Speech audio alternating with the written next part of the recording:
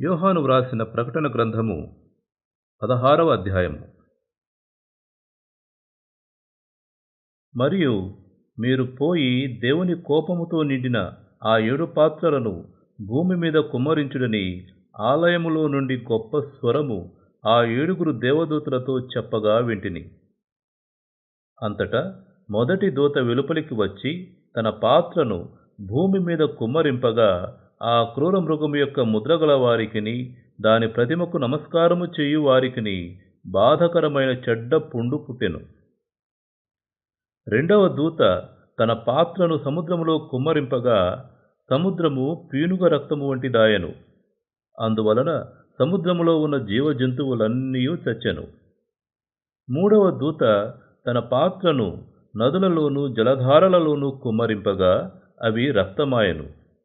అప్పుడు వర్తమాన భూత భవిష్యత్ కాలములలో ఉండు పవిత్రుడా, పరిశుద్ధుల రక్తమును ప్రవక్తల రక్తమును వారు కార్చినందుకు తీర్పు తీర్చి వారికి రక్తము త్రాగనిచ్చితివి.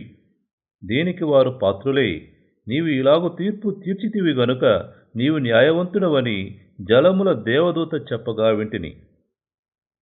అందుకు అవును ప్రభువా, దేవా, సర్వాధికారి, నీ తీర్పులు సత్యములను న్యాయములునై ఉన్నవని బలిపీఠము చెప్పుట వింటిని. నాలుగవ దూత తన పాత్రను సూర్యుని మీద కుమ్మరింపగా మనుష్యులను అగ్నితో కాల్చుటకు సూర్యునికి అధికారము ఇయ్యబడెను. కాగా మనుష్యులు తీవ్రమైన వేడిమితో కాలిపోయి ఈ తెగుళ్ల మీద అధికారము గల దేవుని నామమును దూషించిరి గాని ఆయనను మహిమపరచునట్లు వారు మారు మనస్సు పొందినవారు కారు. ఐదవ దూత తన పాత్రను ఆ క్రూర మృగం యొక్క సింహాసనము మీద కుమ్మరింపగా దాని రాజ్యము చీకటి కమ్మెను. మనుష్యులు తమకు కలిగిన వేదనను బట్టి తమ నాలుకలు కరుచుకొనుచుండిరి. తమకు కలిగిన వేదనను బట్టియు పుండ్లను బట్టియు పరలోకమందున దేవుని దూషించిరి గాని తమ క్రియలను మాని మారు మనస్సు పొందినవారు కారు. ఆరవ దూత తన పాత్రను యూఫ్రటీసు అను మహానది మీద కుమ్మరింపగా తూర్పు నుండి వచ్చు రాజులకు మార్గము సిద్ధపరచబడినట్లు దాని నీళ్లు ఎండిపోయెను.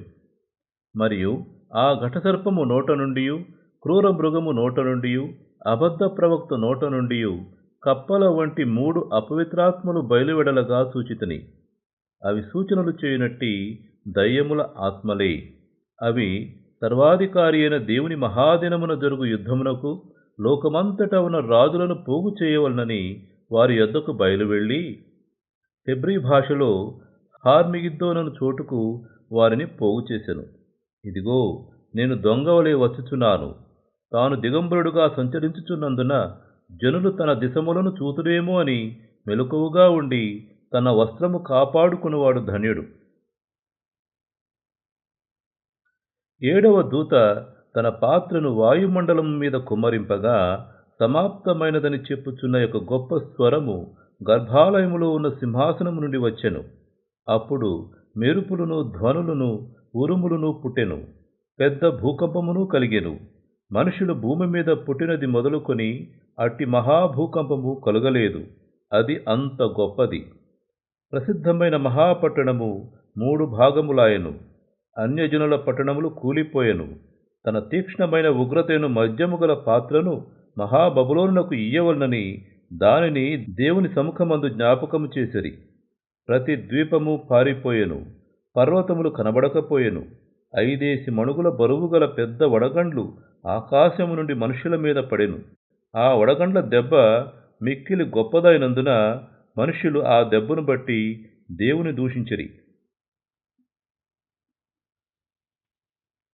ఇంతటితో 16వ అధ్యాయ పఠనం సమాప్తం.